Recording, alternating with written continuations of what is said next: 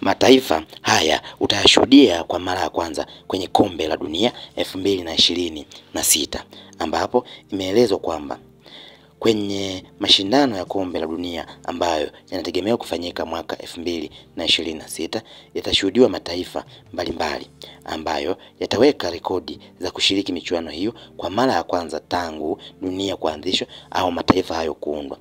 Miongoni mwa mataifa hayo ambayo yamejihakikishia nafasi ya kushiriki kombe la dunia kwa mwaka 2026 kwa mara ya kwanza hadi sasa ni mataifa kama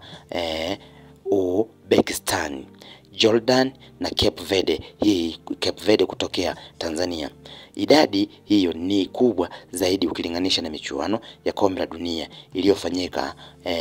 kwa makala 4 zilizopita mnamo mwaka 2010,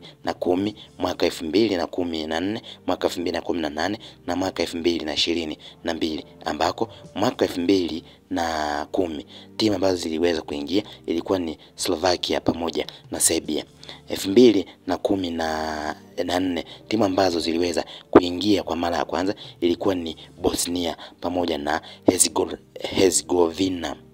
Na mwaka 2018 timu ambazo ziliweza kuingia zilikuwa nazo ni mbili tu, ambapo ilikuwa ni Iceland pamoja na Panama. Lakini kwa mwaka 2022 timu ambazo ziliingia ngeni kwa mara ya kwanza kabisa kwenye mashindano ya kombe la dunia ilikuwa ni moja, ambayo ilikuwa ni Qatar, na Qatar yenyewe ndio ambayo ilikuwa imeandaa mashindano hayo, au unaweza kusema ndio ambao walikuwa wanahosti mashindano hayo. Hivyo kwa mwaka huu idadi inaweza kuwa, kwa mwaka 2026 idadi inaweza kuwa kubwa zaidi, kwa kuwa mpaka sasa timu mataifa matatu yameshaweza kuingia kwa mara ya kwanza kabisa, huku taifa ambalo